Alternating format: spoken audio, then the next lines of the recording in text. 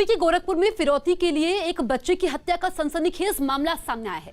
गोरखपुर के पिपराइच इलाके के मिश्रौली टोले का 14 साल का बलराम गुप्ता रविवार को अचानक घर से लापता हो गया। इसके बाद एक अनजान व्यक्ति ने फोन पर बलराम गुप्ता के पिता से 1 करोड़ रुपए की फिरौती मांगी। बलराम के पिता पान की दुकान चलाते हैं। मामले की गंभीरता को देखते हुए जांच के लिए क्राइम ब्रांच और एसटीएफ को लगाया गया, लेकिन इसी बीच सोमवार को अपराधियों ने पहचान उजागर होने और पकड़े जाने के डर से बच्चे की हत्या कर उसका शव नहर में फेंक दिया। पुलिस ने इस मामले में 5 लोगों को गिरफ्तार किया है, जिसमें 2 फर्जी सिम बेचने के आरोपी हैं। आरोपियों की निशानदेही पर पुलिस ने बच्चे के शव को बरामद भी कर लिया है। इस मामले में 2 लोगों की अब भी पुलिस को तलाश है। पुलिस के मुताबिक ये लोग पिछले 10 दिन से फिरौती के लिए अपहरण की प्लानिंग कर रहे थे। उस बच्चे को वहाँ से उन्होंने उठाया। सभी लोग लोकल हैं यहाँ पर, आसपास के उसी गांव के रहने वाला एक जो निखिल भारती नाम का लड़का है, वो उसी के साथ रहता है। उसके साथ में ही इसको उठाया गया। साथ में अजय नाम के एक व्यक्ति के दुकान में उसको रखा गया और वहीं पर ही इसकी मर्डर कर दिया गया इन लोगों ने। और इसमें अभी 2 वांछित और हैं। कुल टोटल 5 लोग हमने गिरफ्तार कर लिए हैं, 3 जिसमें हत्या में शामिल रहे हैं और 2 का रोल जो है हमें अभी दिख रहा है सिम का प्रोवाइडर है। इस बीच सीएम योगी आदित्यनाथ ने गोरखपुर में बच्चे के अपहरण के बाद हत्या के मामले में सख्त रुख अपनाते हुए अपराधियों के खिलाफ एनएसए के तहत कार्रवाई करने के निर्देश दिए हैं। साथ ही मुख्यमंत्री ने पुलिस की जवाबदेही भी तय करने के निर्देश दिए हैं। सीएम योगी ने परिवार के प्रति दुख जाहिर करते हुए पीड़ित परिवार को तुरंत 5 लाख रुपए की आर्थिक मदद देने का ऐलान किया और अपराधियों के खिलाफ सुनवाई फास्ट ट्रैक में करवाने को भी कहा है। इस बीच गोरखपुर में हुए इस हत्याकांड पर पूर्व मुख्यमंत्री और समाजवादी पार्टी के प्रमुख अखिलेश यादव ने ट्वीट करते हुए यूपी सरकार पर निशाना साधा है। अखिलेश यादव ने ट्वीट करते हुए लिखा कि गोरखपुर से अपहरण बच्चे की हत्या का समाचार बेहद दर्दनाक और दुखद है। शोकाकुल परिवार के प्रति गहरी संवेदना। लगातार अपहरण और हत्याओं के बावजूद भी बीजेपी सरकार का निर्लज मौन और निष्क्रियता प्रश्नचिन्ह के घेरे में है। प्रधानमंत्री नरेंद्र मोदी के अयोध्या दौरे को देखते हुए शहर में रंगरोगन का काम तेज कर दिया गया। 5 अगस्त को पीएम मोदी अयोध्या जाएंगे, जहां वो भूमि पूजन कार्यक्रम में शामिल होने के साथ राम मंदिर की आधारशिला रखेंगे। और यही वजह रही कि प्रशासन की तरफ से अयोध्या शहर को सजाने और संवारने का काम तेज कर दिया गया। इस वक्त मैं अयोध्या के प्रवेश द्वार पर खड़ा हूं और आप देखिए कई पिलर हैं जिन पर भगवान श्री राम, उनके भक्त हनुमान, मां सीता और चारों भाइयों के जीवन चरित्र का यहां पर विवरण दिया गया है। वहां से जो तस्वीरें सामने आई, उनमें एक तस्वीर में अयोध्या की तरफ जाने वाली एक सड़क पर बने रेलवे ओवरब्रिज के खंभों पर कुछ लोग खूबसूरत कलाकृतियां बनाते नजर आए। एक कलाकार खंभे पर राम और सीता की तस्वीर उकेरता दिखा। थोड़ी देर बाद वही कलाकार एक दूसरे खंभे पर राम भक्त हनुमान की आकृति बनाता नजर आया। हमको दिशा निर्देश दिया गया है कि आप बेहतर से बेहतर ऐसी पेंटिंग करें कि जो भगवान रामचंद्र जी के जीवन आदर्शों पर आधारित हो। इस दौरान कुछ ऐसे लोग भी वहां दिखाई दिए जो सीढ़ियों पर चढ़कर खंभों को अलग अलग रंगों से रंगते नजर आए। पुलिस ने ग्रेटर नोएडा में मुठभेड़ के बाद 4 लोगों को गिरफ्तार किया है। पुलिस के मुताबिक एक कार में सवार 4 लोगों को जब जांच के लिए रोका गया, उन्होंने फायरिंग कर दी। इस बीच उन लोगों ने भागने की कोशिश की, जिसके बाद पुलिस ने जवाबी कार्रवाई की। मुठभेड़ में 3 बदमाशों को गोली लगी है। बताया गया कि ये लोग अपने शिकार को जबरन गाड़ी में बैठाकर एटीएम का पिन पूछकर लूटपाट को अंजाम देते थे। आरोपियों के पास से 21 डेबिट कार्ड बरामद किए गए हैं। गिरफ्तार लोगों में 2 मेवात और 2 बुलंदशहर के रहने वाले हैं। सेक्टर 144 में चेकिंग कर रही थी। 4 लोग एक स्विफ्ट गाड़ी में आए। पुलिस ने उनको रोकने की कोशिश करी, पर वो लोग भागे और उन्होंने पुलिस पे फायरिंग करी। इसमें 3 लोगों को गोली लगी है और इनके पास से 3 तमंचे बरामद हुए और एक स्विफ्ट कार। जब इनकी पहचान की गई तो इनके ऊपर थाना सूरजपुर क्षेत्र में एटीएम के द्वारा पैसे निकालना, लोगों को गाड़ी में बैठाना और उनसे पिन पूछ के लूटपाट करने के मुकदमे हैं। कुल इनसे 21 डेबिट कार्ड बरामद हुए हैं, जो ये विभिन्न क्षेत्रों में जाके एटीएम से पैसे विड्रॉ करते हैं। भारी बारिश के कहर के बीच उत्तराखंड के पिथौरागढ़ में भुजगल नदी के रौद्र रूप से कई गांव सहम उठे। जिले के भलखल्टा इलाके में तो नदी के दोनों तरफ कटाव की वजह से कई मकान उसकी चपेट में आ गए, जिसका एक डरा देने वाला वीडियो भी सामने आया। इस वीडियो में उफान पर बह रही भुजगल नदी के कटाव में एक मकान को गिरते हुए देखा गया। मकान के गिरने के बाद वहां फंसे लोग चीखने चिल्लाने लगे। हालांकि वो किसी तरह अपने मकानों को खाली कर वहां से दूर आ गए, जिससे उनकी जान बच गई। नदी में आई बाढ़ की वजह से वहां 100 से ज्यादा परिवारों के लिए रहना मुश्किल हो गया। दिल्ली के जहांगीरपुरी इलाके में बीती रात एक नाबालिग की बदमाशों ने गोली मारकर हत्या कर दी। बताया गया कि नाबालिग साकिर अपने दोस्तों से मिलने के लिए उनके घर जा रहा था, तभी रास्ते में उसे किसी ने गोली मार दी। साकिर जहांगीरपुरी के सी ब्लॉक में रहता था और सब्जी बेचने का काम करता था। जानकारी के मुताबिक जिस समय वो घर से बाहर निकला था, उसके दोस्त भी साथ में थे। फिलहाल पुलिस हमलावरों की तलाश में जुटी है। माना यह भी जा रहा है कि आपसी रंजिश भी हत्या की वजह हो सकती है। उत्तर प्रदेश के रामपुर में कोर्ट के आदेश पर समाजवादी पार्टी के नेता आजम खान के करीबी बताए जा रहे आरोपियों के घर मुनादी कराई गई। ये सभी आरोपी अलग अलग मामलों में पिछले काफी समय से फरार चल रहे हैं। जिनके घर कोर्ट के आदेश पर मुनादी कराई गई, मतलब ढोल नगाड़ों के बीच पुलिस आरोपियों के घर पहुंची और ये घोषणा कराई गई कि अगर वो अगली सुनवाई में भी कोर्ट में पेश नहीं हुए तो उनकी संपत्ति पर कार्रवाई की जा सकती है। रामपुर नगर पालिका के अध्यक्ष रह चुके अजहर अहमद खान के घर के बाहर नोटिस भी चस्पा किया गया। इसके अलावा 3 और आरोपियों के घर के बाहर कोर्ट का नोटिस लगाया गया। आज आप सभी के समक्ष, आप सभी के सामने इसके घर पे ये धारा 82 की नोटिस चस्पा की जा रही है। जिन आरोपियों के घर मुनादी कराई गई वो आजम खान से जुड़े हुए लोग बताए जा रहे हैं। फर्जी प्रमाण पत्र के मामले में आजम खान पत्नी और बेटे के साथ पिछले 4 महीने से जेल में बंद है। राजस्थान विधानसभा स्पीकर ने सुप्रीम कोर्ट से अपनी याचिका वापस ले ली। राजस्थान में जारी सियासी संकट के बीच विधानसभा स्पीकर सीपी जोशी ने सुप्रीम कोर्ट से अपनी याचिका वापस ले ली। अदालत में स्पीकर का पक्ष रखते हुए कपिल सिब्बल ने बताया कि हाईकोर्ट ने इस मामले में आदेश दे दिया है और वो अपनी याचिका वापस लेना चाहते हैं, जिसके बाद कोर्ट ने उन्हें याचिका वापस लेने की अनुमति दे दी। महाराष्ट्र में पिछले 24 घंटे में 101 पुलिस वाले कोरोना पॉजिटिव मिले, जबकि कोरोना की वजह से एक पुलिस वाले की मौत हो गई। राज्य में कोरोना की चपेट में आने से अब तक 94 पुलिस वालों की मौत हो चुकी है। मध्य प्रदेश के दमोह में जमीन विवाद में 2 पक्षों में मारपीट हो गई। इस मारपीट में घायल 2 भाइयों को अस्पताल ले जाया गया, जहां एक की मौत हो गई। रास्ता उनसे मांगा कि रास्ता दे, प्रेम सिंह ने कांड करवाओ। आयरलैंड के खिलाफ 30 जुलाई से होने वाली वनडे सीरीज के लिए इंग्लैंड टीम का ऐलान कर दिया गया, लेकिन इसमें बेन स्टोक्स और जॉस बटलर जैसे कई बड़े नाम शामिल नहीं किए गए। इस टीम की कमान इयन मॉर्गन संभालेंगे। सामना को दिए इंटरव्यू में उद्धव ठाकरे के ड्राइविंग सीट वाले बयान पर सियासत तेज हो गई। उद्धव ने कहा था कि 3 पहियों वाली गाड़ी का स्टीयरिंग उनके हाथ में है, लेकिन अजीत पवार ने जवाब में एक फोटो ट्वीट की जिसमें ड्राइविंग सीट पर वो खुद और बगल में उद्धव दिखाई दिए। फिर कांग्रेस ने भी बयान पर ऐतराज जता दिया। तीनों पार्टी के 3-3 सेल्फी लीडर हैं तो 3 ड्राइवर हो गए इस सरकार के। कांग्रेस महासचिव प्रियंका गांधी ने कानपुर के संजीत अपहरण कांड के पीड़ित परिवार से फोन पर बात की। बताया गया कि कांग्रेस के नेता ने मोबाइल फोन से दुखी परिवार की कांग्रेस महासचिव के साथ बात करवाई। इस बीच प्रियंका गांधी ने पीड़ित परिवार को हर संभव मदद और न्याय दिलाने का भरोसा दिया। इस बीच पीड़ित परिवार ने भी न्याय की लड़ाई में साथ देने के लिए प्रियंका गांधी को धन्यवाद दिया। आपके भाई से मेरे भाई का हमारा घबराओ मत, हौसला रखो। कभी भी कुछ भी घबराहट हो, कुछ समस्या हो, आप हमारे लोगों से कहो और मैं भी बात करूँगी आपसे अगर कभी भी जरूरत। ठीक है। बाढ़ की वजह से बर्बादी का सितम झेलते उत्तर बिहार के कई जिलों में पुलों और सड़कों के टूटने से लोगों की मुश्किलें काफी बढ़ गईं। मोतिहारी जिले से तो एक पुल के ढहने का वीडियो भी सामने आया, जिसकी वजह से वहां कई गांवों का संपर्क टूट गया। और ये हादसा उस वक्त हुआ जब पुल पर कई लोग मौजूद थे। इससे पहले कि कोई कुछ करता, पुल का एक हिस्सा सोमवती नदी में समा गया। नदी के कटाव की वजह से हुए इस हादसे में कई लोग बाल बाल बच गए। हालांकि पुल के ढहने से कई गांवों का संपर्क टूट गया।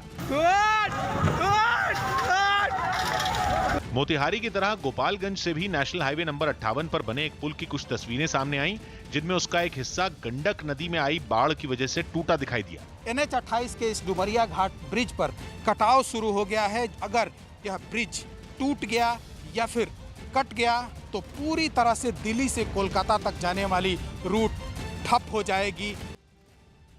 मध्य प्रदेश के बैतूल में सतपुड़ा डैम के किनारे मछली पकड़ने के जाल में फंसे सांप को एक लड़के ने सुरक्षित बचा लिया। जाल में फंसे सांप को देखते ही इलाके के लोग दहशत में आ गए, जिसके बाद इलाके में ही रहने वाले एक लड़के को बुलाया गया, जिसने करीब 7 फीट लंबे इस सांप को जाल से बाहर निकालने की कोशिश में जुट गया। बिना डरे हुए उसने एक कैंची की मदद से जाल को काटना शुरू कर दिया।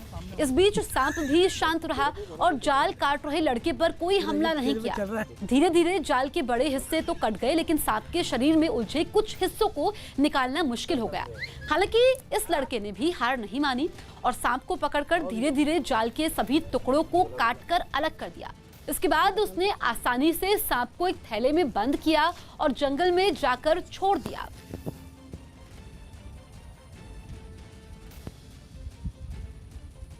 दक्षिण कोरिया में कोरोना संकट के बीच लोग पहली बार बेसबॉल मैच देखने पहुंचे। वहां हालात सुधरने के बाद दर्शकों को स्टेडियम जाने की मंजूरी दे दी गई, जिसके बाद राजधानी सोल में कई दर्शक बेसबॉल मैच देखने स्टेडियम पहुंचे। स्टेडियम पहुंचकर मैच देखने की खुशी इन दर्शकों के चेहरों पर भी साफ नजर आई। कई दर्शक अपनी टीम की हौसला अफजाई करते दिखे। दर्शकों को स्टेडियम में देख खिलाड़ी भी खुश नजर आए। स्टेडियम में मौजूद सीटों के लिहाज से सिर्फ 10% दर्शकों को ही आने की इजाजत थी। इन दर्शकों को भी एक दूसरे से दूर दूर बैठाया गया। यही नहीं, स्टेडियम में घुसने से पहले इनकी अच्छी तरह जांच की गई। हर किसी का तापमान मापा गया, जिसके बाद ही उन्हें अंदर जाने दिया गया। महाराष्ट्र में कोरोना से जुड़े मामले थमने का नाम नहीं ले रहे हैं। पिछले 24 घंटों में महाराष्ट्र में कोरोना के 7,924 नए मामले सामने आए हैं। इसके साथ ही महाराष्ट्र में कोरोना के कुल मामले 3,83,000 के पार पहुंच गए हैं। पिछले 24 घंटों में जानलेवा कोरोना की वजह से 227 लोगों की मौत हुई है, जबकि 24 घंटों में 8,706 लोग ठीक भी हुए हैं।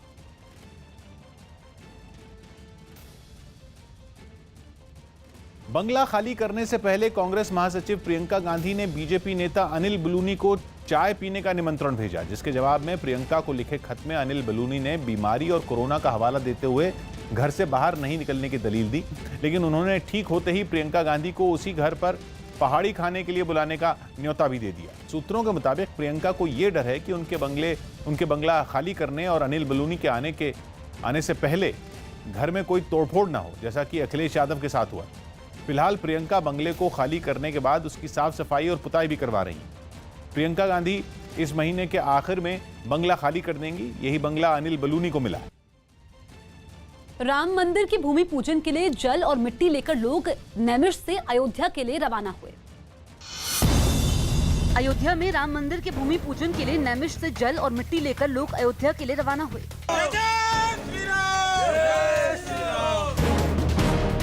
अयोध्या में राम मंदिर निर्माण के लिए होने वाले भूमि पूजन के दिन 501 दिए जलाने के लिए एक मुस्लिम परिवार ने तैयारी शुरू कर दी।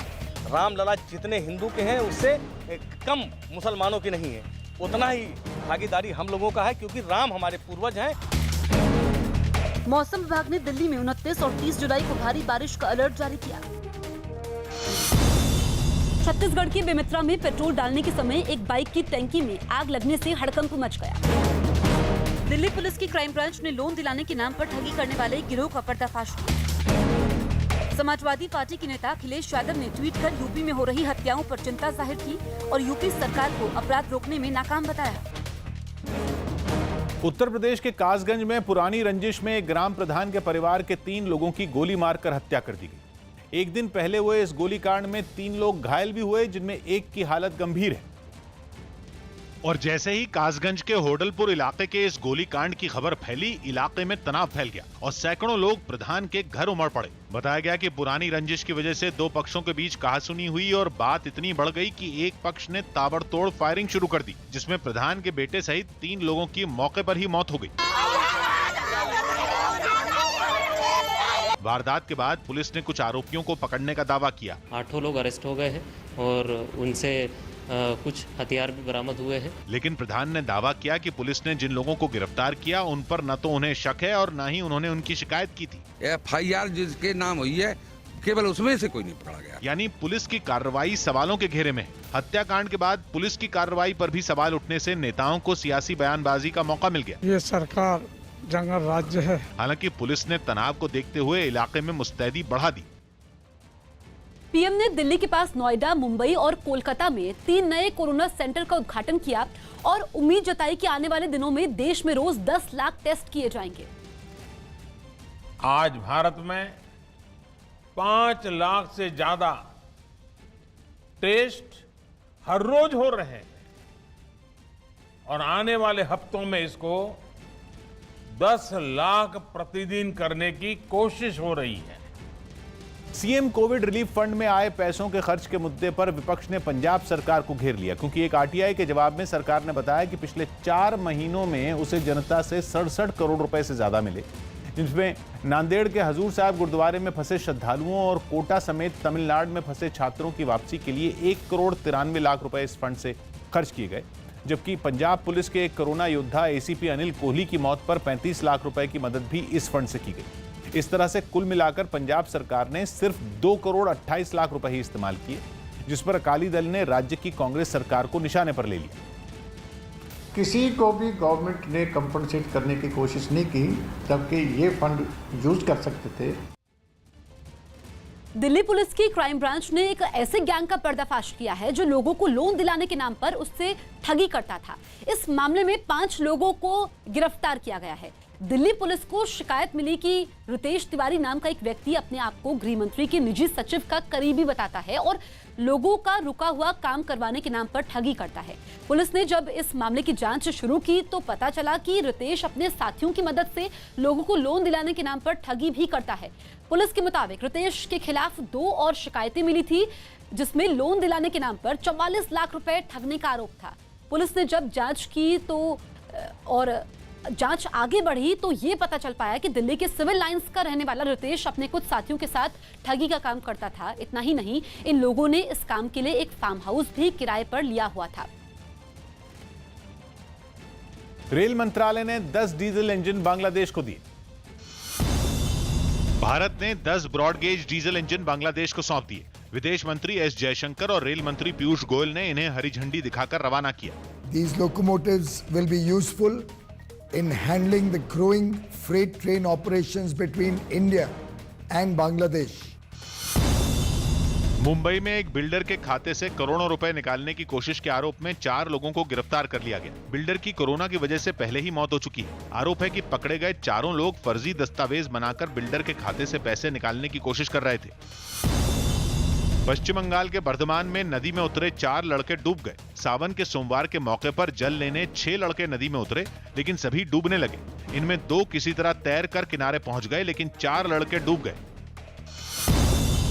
फ्रांस में अब कोरोना के टेस्ट मुफ्त में किए जाएंगे और जिन्होंने पैसे देकर अपना टेस्ट करवाया है उन्हें टेस्ट की फीस वापस कर दी जाएगी। यूपी के मेरठ में स्कूलों की फीस मांगने के विरोध में समाजवादी पार्टी के कार्यकर्ताओं और छात्रों के माता-पिता ने प्रदर्शन किया। प्रदर्शनकारियों ने वहां के कुछ स्कूलों पर जबरन फीस वसूलने का आरोप लगाया और इसके विरोध में सड़क पर उतर आए। इन लोगों ने स्कूलों और राज्य सरकार के खिलाफ नारेबाजी भी की। इससे पहले प्रदर्शन में शामिल लोग कमिश्नरी चौराहे पर इकट्ठा हुए और प्रशासन से अपनी नाराजगी जाहिर की। इन लोगों के हाथों में स्कूलों और राज्य सरकार के खिलाफ लिखे पोस्टर भी नजर आए। नो क्लास नो फीस, ये जो फीस ली जा रही है ये बिल्कुल गलत है और इसको हम लोग बर्दाश्त नहीं करने वाले। प्रदर्शनकारी कोरोना से बचने के लिए बनाए गए नियमों को ताक पर रखते हुए एक दूसरे से बेहद पास खड़े नजर आए। कई लोग तो ऐसे भी दिखे जिन्होंने अपने मुंह पर मास्क लगाना जरूरी नहीं समझा। पंजाब में केंद्र सरकार की तरफ से लाए गए 3 कृषि अध्यादेशों के विरोध में किसानों ने प्रदर्शन तेज कर दिया। पिछले महीने मोदी कैबिनेट ने किसानों को उनकी फसल के अच्छे दाम दिलाने के लिए 3 अध्यादेश पास किए थे, लेकिन पंजाब में कई जगहों पर इसका विरोध शुरू हो गया, जिनमें एक अमृतसर में किसानों ने ट्रैक्टर रैली निकाली और केंद्र सरकार की तरफ से लाए गए 3 कृषि अध्यादेशों के खिलाफ अपना गुस्सा जताया। वहां किसान अलग अलग ट्रैक्टर में सवार होकर निकले और उन्होंने मांग की कि केंद्र सरकार तीनों अध्यादेश वापस ले, क्योंकि इनसे किसानों को फायदा नहीं बल्कि नुकसान होगा। इस बात को केंद्र तक पहुंचाने के लिए उन्होंने जमकर नारेबाजी भी की। गुरदासपुर में भी किसानों ने ऐसा ही प्रदर्शन किया। यही नहीं, 9 अगस्त को करीब 250 किसान संगठन इस मुद्दे पर पूरे देश में प्रदर्शन करने वाले हैं, क्योंकि किसानों को आशंका है कि इन अध्यादेशों की वजह से उनका नहीं बल्कि व्यापारियों को फायदा होगा। मोदी कैबिनेट ने जिन अध्यादेशों को पास किया है उनमें पहले के मुताबिक व्यापारी जितना चाहें उतना अनाज, दालें, तेल, प्याज और आलू रख सकते हैं और दूसरे अध्यादेश में किसानों को मंडी से बाहर फसल बेचने की छूट दी गई, जबकि तीसरे अध्यादेश में कॉन्ट्रैक्ट फार्मिंग को मंजूरी दी गई है ताकि बड़ी बड़ी कंपनियां कॉन्ट्रैक्ट पर जमीन लेकर खेती कर सकें। इन तीनों अध्यादेशों के जरिए केंद्र सरकार ने एक राष्ट्र एक कृषि बाजार की ओर कदम बढ़ाया है, लेकिन किसानों को डर है कि ऐसा करने से उनकी फसल के दाम गिर जाएंगे और उनका घाटा होगा। इजराइल में एक एयरपोर्ट के रनवे पर अनोखा नजारा देखने को मिला। जिस रनवे पर हवाई जहाज उड़ान भरते हैं वहां हॉट एयर बलून छोड़े जाते नजर आए। देर रात से ही इस कार्यक्रम की तैयारियां शुरू कर दी गई और जैसे ही सूरज उगा हवा में 4 गुब्बारे छोड़ दिए गए। कई लोग इस नजारे को देखने के लिए एयरपोर्ट पर जुटे। कोरोना वायरस की वजह से लगी पाबंदियों में वैसे ही कम विमान उड़ रहे हैं।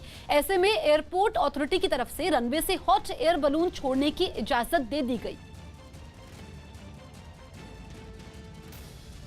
अमेरिका के टेक्सास में आए एक ताकतवर तूफान ने वहां भारी नुकसान पहुंचाया। टेक्सास समेत पूरे अमेरिका में कोरोना के मरीजों की तादाद लगातार बढ़ रही है। ऐसे में इस ताकतवर तूफान ने टेक्सास के लोगों की मुसीबतें और बढ़ा दी। तूफान इतना तेज था कि कई मकानों की छतें उड़ गईं। तूफान कितना ताकतवर था इसका एक वीडियो भी सामने आया। इस वीडियो में एक भारी भरकम ट्रक तेज हवाओं में डगमगाता दिखा। वो ट्रक देखते ही देखते सड़क पर पलट गया। बाद में बचाव दल के लोग वहां पहुंचे और अंदर फंसे ड्राइवर को बाहर निकाला। तूफान की वजह से समंदर में भी ऊंची ऊंची लहरें उठने लगी। किनारे खड़ी नावें जोर जोर से उछलती नजर आईं।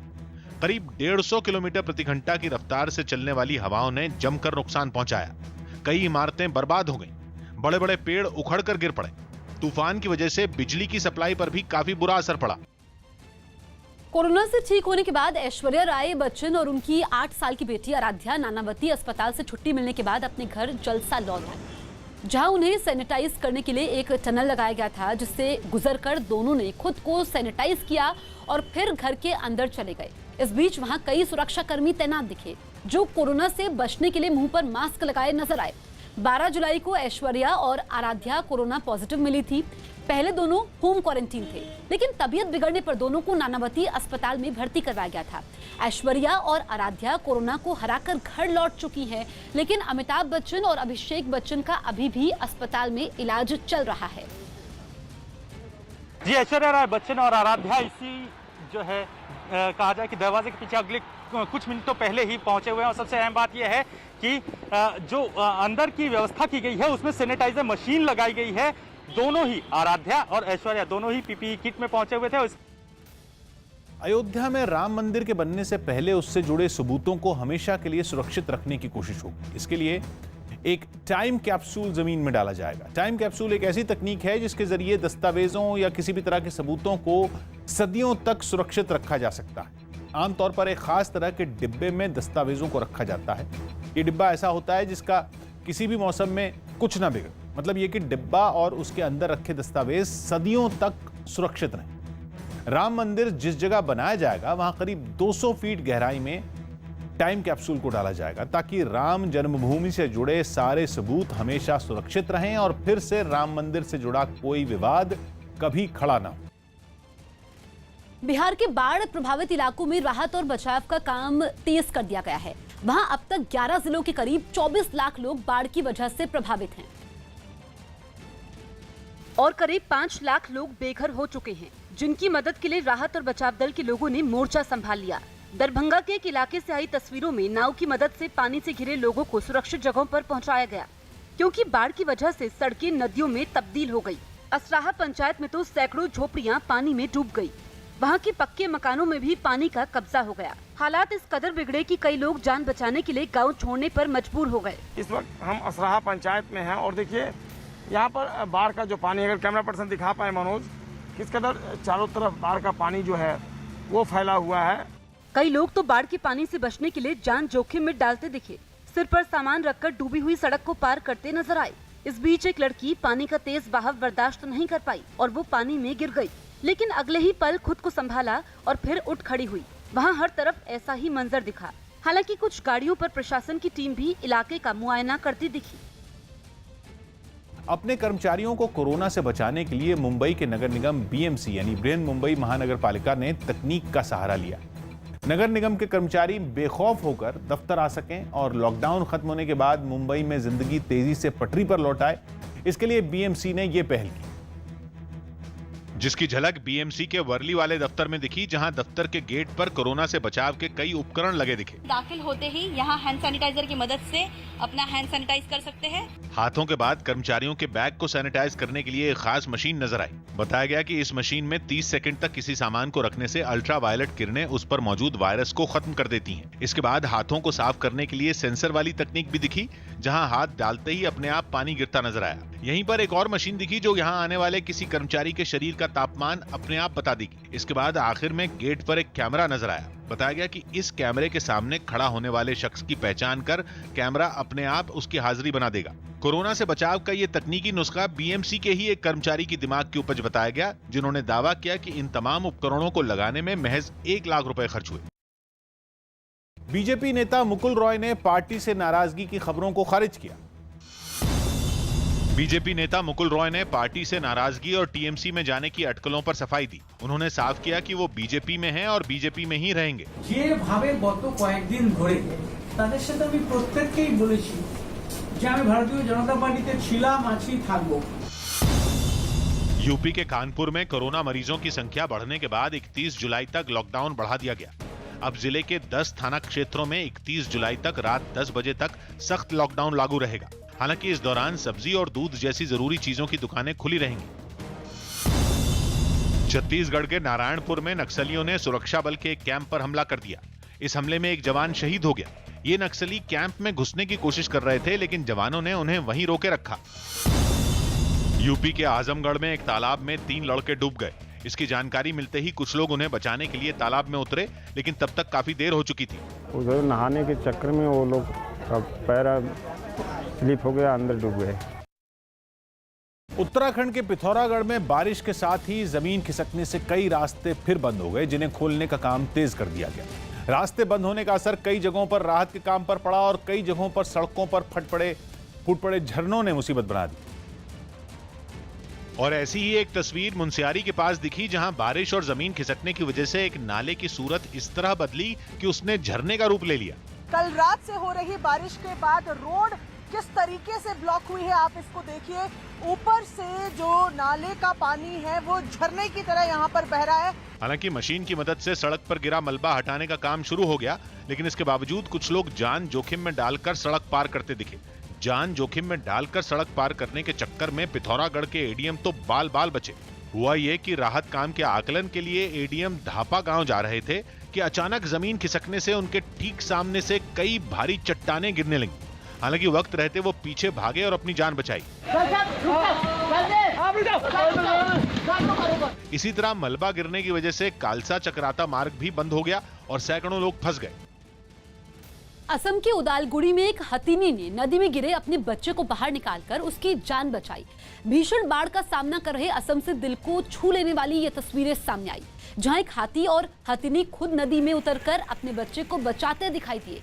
वहां से गुजरते वक्त हाथी का ये बच्चा नदी में गिर गया, जिसे बचाने के लिए सबसे पहले हथिनी और फिर उसके बाद हाथी भी नदी में उतर गया और दोनों मिलकर अपने बच्चे को ऊपर लाने की कोशिश करने लगे। तेज बहाव और मिट्टी के गीला होने की वजह से दोनों कई बार फिसले, लेकिन उन्होंने हार नहीं मानी और आखिरकार अपने बच्चे को बचा लिया।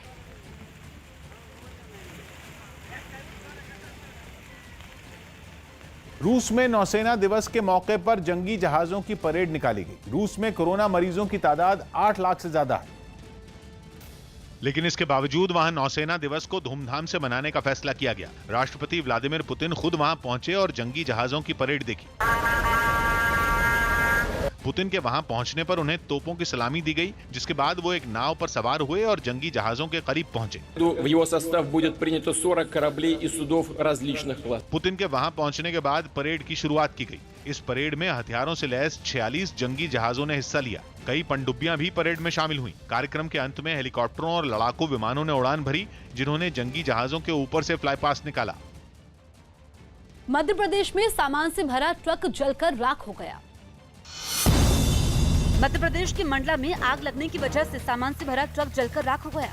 यह हादसा उस वक्त हुआ जब ये ट्रक रायपुर से जबलपुर की तरफ जा रहा था। बिहार के मुजफ्फरपुर में खाने पीने की चीजों की मांग करते हुए बाढ़ प्रभावित लोगों ने सड़क को जैम कर प्रदर्शन किया। 15 दिन हो गया पानी घुसना। मध्य प्रदेश के उज्जैन में महाकाल मंदिर के पुजारी और पुलिस के बीच धक्का मुक्की का वीडियो सामने आया। दक्षिण अमेरिकी देश बोलिविया के कोचाबाम्बा में कोरोना से बचने के लिए जरूरी सामान न देने के आरोप लगाते हुए कैदियों ने जेल की छत पर चढ़कर प्रदर्शन किया। दिल्ली के नरेला में कुछ बदमाशों ने एक लड़के पर अंधाधुंध फायरिंग की, जिससे उस लड़के की मौके पर ही मौत हो गई। दिल्ली के पास यूपी के ग्रेटर नोएडा में मुठभेड़ के बाद पुलिस ने 4 बदमाशों को गिरफ्तार कर लिया। पुलिस ने उनको रोकने की कोशिश करी पर वो लोग भागे और उन्होंने पुलिस पे फायरिंग करी। इसमें 3 लोगों को गोली लगी है। दिल्ली में बिजली के मुद्दे पर बीजेपी ने केजरीवाल सरकार के खिलाफ प्रदर्शन किया, जिसमें सोशल डिस्टेंसिंग के नियमों की अनदेखी की। बीजेपी ने अपने प्रदर्शन को बिजली जन आंदोलन नाम दिया। और बीजेपी के कार्यकर्ता दिल्ली के मुख्यमंत्री अरविंद केजरीवाल के घर की तरफ बढ़ने के लिए सिविल लाइंस मेट्रो स्टेशन के पास जमा हो गए। प्रोटेस्ट को करने की इजाजत हालांकि है नहीं कोरोना काल में, लेकिन बावजूद इसके लोग जमा हुए हैं और काफी देर से जमा होकर एक जगह पर इकट्ठा भी हैं। प्रदर्शनकारियों के हाथों में पोस्टर और बिजली के बिल नजर आए और प्रदर्शनकारी आपस में दूरी बनाते हुए केजरीवाल सरकार के खिलाफ नारेबाजी करते दिखे। हालांकि प्रदर्शन में प्रदेश बीजेपी के अध्यक्ष आदेश गुप्ता जैसे ही शामिल हुए, लोग आपस में दूरी बनाने की जरूरत को भूल बैठे। कार्यकर्ताओं का जोश देखकर बीजेपी ने मीटर के हिसाब से बिजली बिल भेजने और अब तक भेजे गए बिल वापस लेने तक आंदोलन जारी रखने का ऐलान कर दिया। हमारा ये आंदोलन तब तक जारी रहेगा जब तक दिल्ली के मुख्यमंत्री सार्वजनिक रूप से घोषणा नहीं करेंगे कि हम फिक्स चार्ज को वापस ले रहे हैं। हालांकि पुलिस ने नेताओं को हिरासत में लेकर कार्यकर्ताओं को मुख्यमंत्री के घर की तरफ जाने से रोक दिया। पाकिस्तान के कराची में बाढ़ ने लगभग आधे शहर को डुबो दिया। लगातार बारिश की वजह से वहां की कई नदी नाले उफान पर आ गए हैं और उनका पानी रिहायशी इलाकों में सैलाब बनकर बहने लगा। वहां बाढ़ से हुई बर्बादी की कई तस्वीरें सामने आई, जिनमें एक तस्वीर में सड़कें बाढ़ के पानी में डूबी दिखाई दी। सड़क किनारे लगे बड़े बड़े पेड़ उखड़ गए और बाढ़ के पानी में बहने लगे। ये सैलाब अपने साथ सड़कों पर खड़ी गाड़ियों को भी बहा ले गया। एक तस्वीर में लोग कंधों तक भरे पानी में डूबे दिखे। जगह जगह गाड़ियां फंसने से जैम लग गया। बाढ़ का पानी मकानों में भी घुस गया। हालांकि वहां की सरकार लोगों की मदद में जुटी है, लेकिन कुदरत के कहर के आगे सारी कोशिशें नाकाफी साबित हो रही हैं।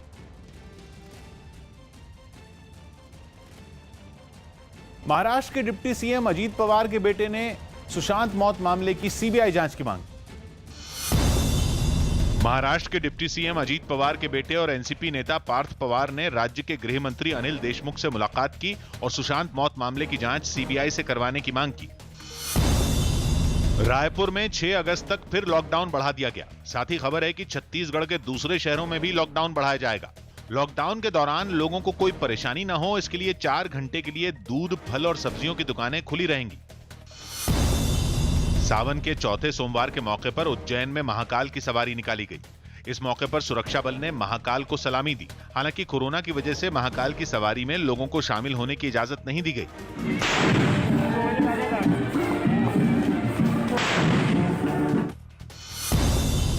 जम्मू कश्मीर के पूर्व मुख्यमंत्री उमर अब्दुल्ला के उस बयान पर घमासान छिड़ गया जिसमें उन्होंने कहा कि वो जम्मू कश्मीर के पूर्ण राज्य बनने तक चुनाव नहीं लड़ेंगे, जिसके बाद बीजेपी ने उन्हें घेर लिया। तो राजनीति से उब चुके हैं या जनता को फेस नहीं करना चाहते।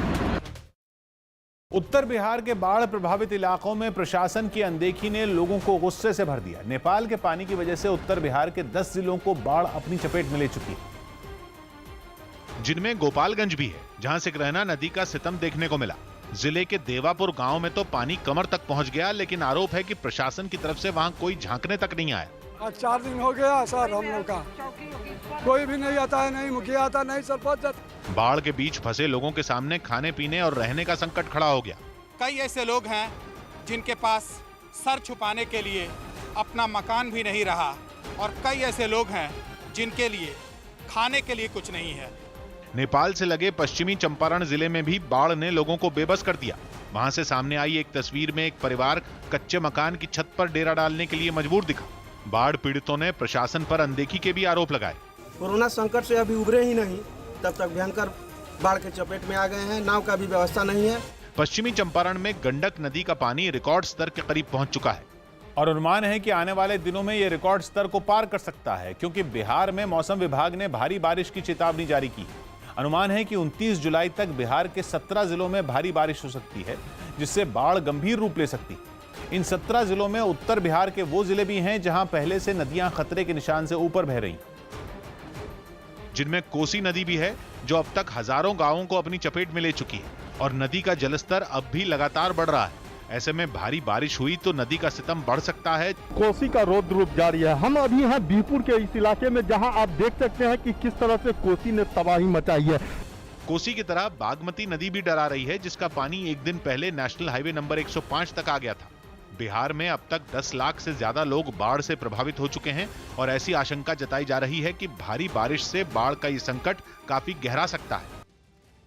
उत्तराखंड के पिथौरागढ़ में लगातार हो रही बारिश की वजह से जमकर तबाही हुई। कई लोगों के सिर से छत छिन गई तो कुछ इलाकों में सड़कें तहस नहस हो गई, जिसकी वजह से लोगों का आना जाना भी मुश्किल हो गया। एक गांव में तो लोग अपनी जान दांव पर लगाकर बरसाती नाला पार करते दिखे। चीन की सीमा पर बसे धापा गांव में भी बारिश की वजह से जमकर तबाही हुई। बारिश के साथ बहकर आया मलबा कई मकानों में घुस गया। जहां कल तक लोग रहते थे, वहां हर तरफ मलबे ने कब्जा कर लिया। आपदा जो आई है, 51 फैमिली बुरी तरह प्रभावित हुए हैं। सड़कों पर कई बड़े बड़े पत्थर गिरे हुए दिखाई दिए, जबकि कुछ जगहों पर तो सड़क ही गायब हो गई। पानी की तेज बहाव के सामने जो भी आया वो उसे अपने साथ बहा ले गया। चीन सीमा तक जाने वाला रास्ता भी मलबा गिरने की वजह से बंद हो गया। चीन बॉर्डर को जोड़ने वाली मुनस्यारी मिलम रोड में इस तरीके के दृश्य जगह जगह देखने को मिल रहे हैं। आप देख सकते हैं किस तरीके से पहाड़ी से बड़े बड़े बोल्डर गिर रहे हैं। लगातार हो रही बारिश की वजह से सड़क खोलने के काम में खतरा बढ़ गया, जबकि इलाके में पीने के पानी की पाइपलाइन टूट जाने से पहले से परेशान लोगों की मुश्किलें और बढ़ गईं। पंजाब के होशियारपुर में 3 बदमाश एक बैंक से दिन दहाड़े 11 लाख रुपए लूट कर फरार हो गए। ये तीनों बदमाश ग्राहक बनकर बैंक के अंदर घुसे और बंदूक दिखाकर वहां रखा कैश लूटने लगे। इन बदमाशों ने बैंक के ही एक कर्मचारी को डरा धमकाकर कैश काउंटर पर रखे रुपए एक बैग में भरवा लिए। इसके बाद उनका एक साथी रुपयों से भरा वो बैग लेकर वहां से चला गया, जबकि दोनों बदमाश और कैश बटोरने के लालच में बैंक की दूसरी जगहों को खंगालने लगे। कुछ देर बाद वो भी वहां से धीरे से निकल गए।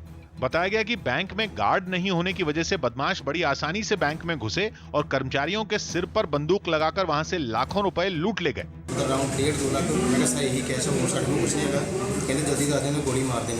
वारदात की जानकारी मिलने के बाद पुलिस की एक टीम वहां पहुंची और सीसीटीवी फुटेज खंगालने लगी।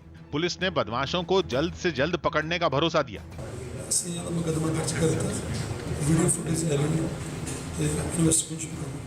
हालांकि दिन दहाड़े बैंक में हुई इस लूटपाट की वजह से बैंक कर्मचारी काफी डर गए और उन्होंने बैंक में सुरक्षा के पुख्ता इंतजाम किए जाने की मांग की।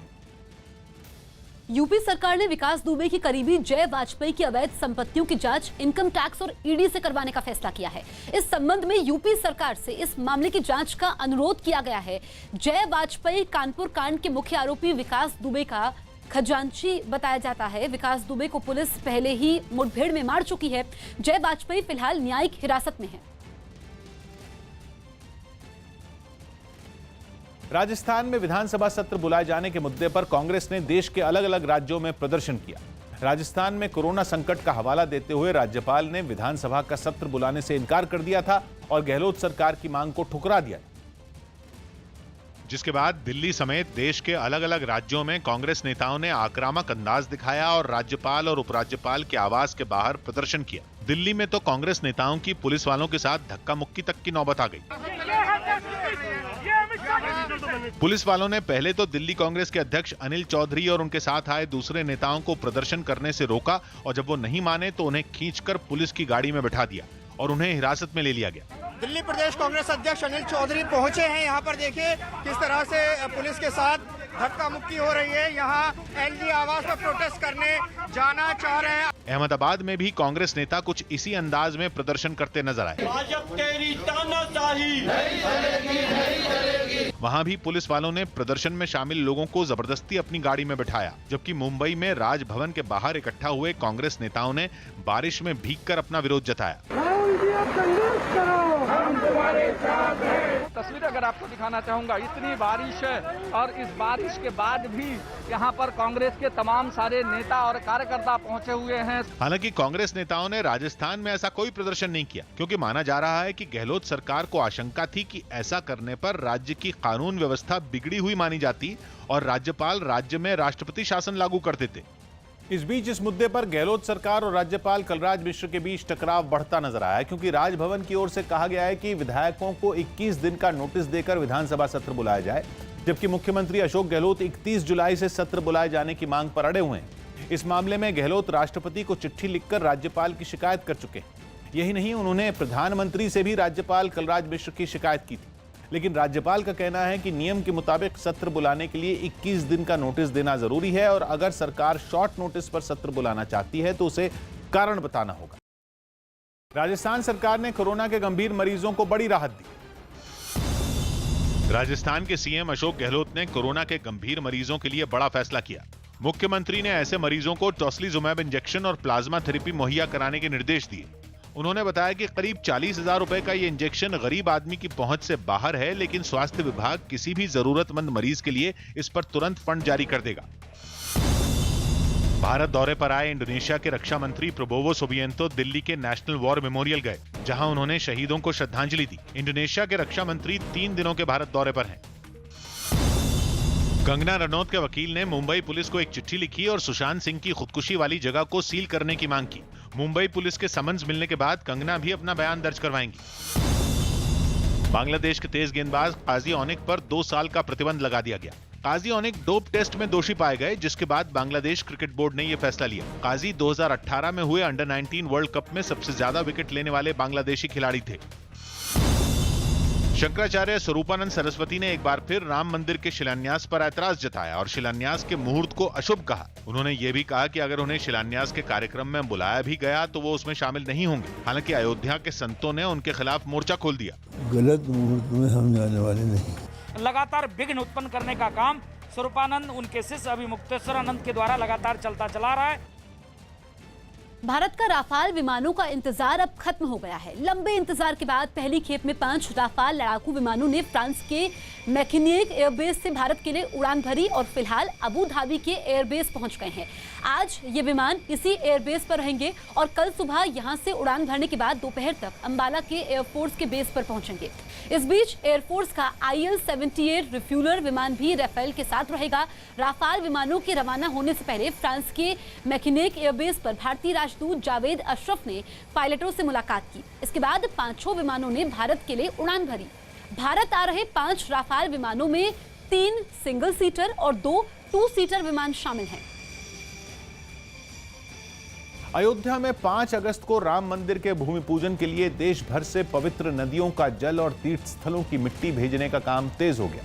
इसी कड़ी में उत्तराखंड के हरिद्वार से गंगा जल और नदी की रेत अयोध्या भेजी गई और इसके लिए हर की पौड़ी पर VHP की तरफ से एक कार्यक्रम रखा गया, जहां सबसे पहले गंगा की विधि विधान से पूजा और आरती की गई।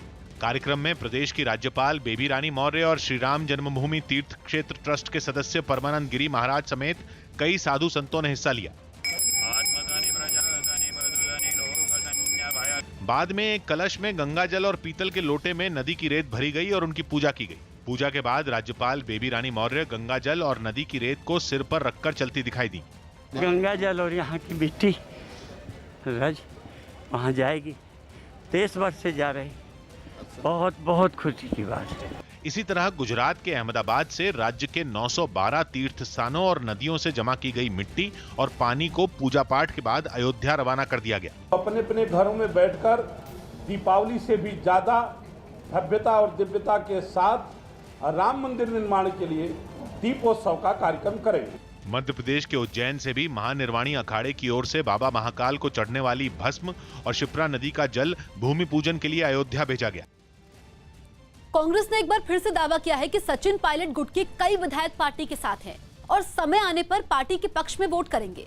जयपुर में प्रेस कॉन्फ्रेंस के समय राजस्थान कांग्रेस के प्रभारी अविनाश पांडे ने यह भी दावा किया कि अगर पायलट खेमे के सभी 19 बागी विधायक अपनी गलती मानते हुए पार्टी से माफी मांगे तो वो उनकी वापसी पर विचार कर सकते हैं।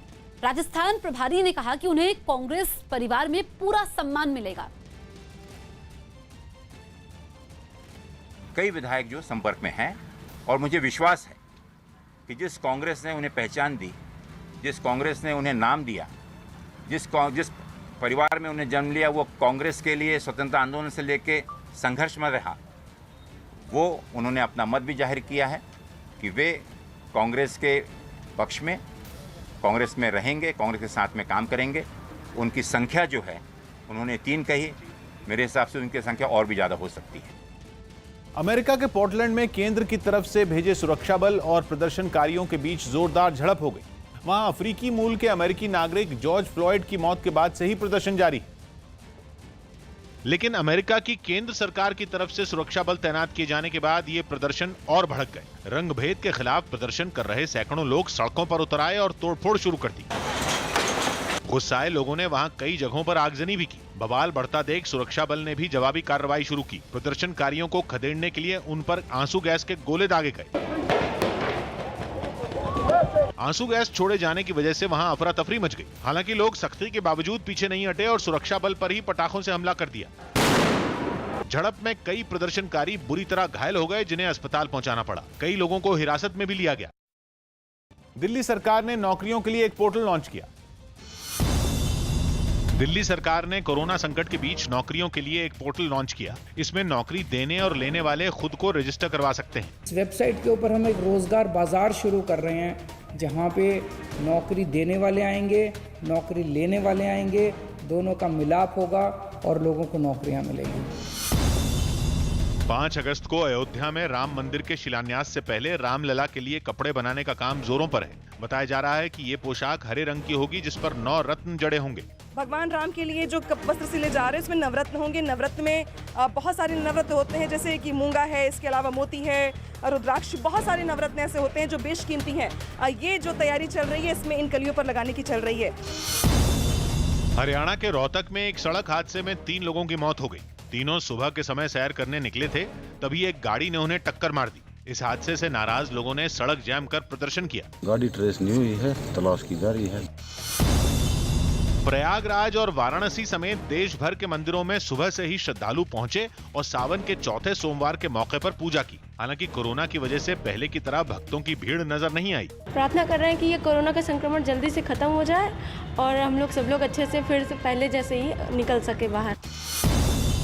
चीन के मुद्दे पर राहुल गांधी ने एक बार फिर केंद्र सरकार को घेरा और ट्विटर पर शेयर किए गए एक वीडियो के जरिए ये संदेश दिया कि देश के सामने सच लाने के लिए वो अपना राजनीतिक करियर दांव पर लगाने के लिए तैयार है। If you want me to lie that the Chinese is not entered this country, I'm not going to lie. I don't mind, my whole career goes to hell. जिसके बाद बीजेपी ने उन पर तंज कसा। 2019 में ही आपका राजनीतिक एक तरह से एक राजनीतिक सनसेट हो गया है।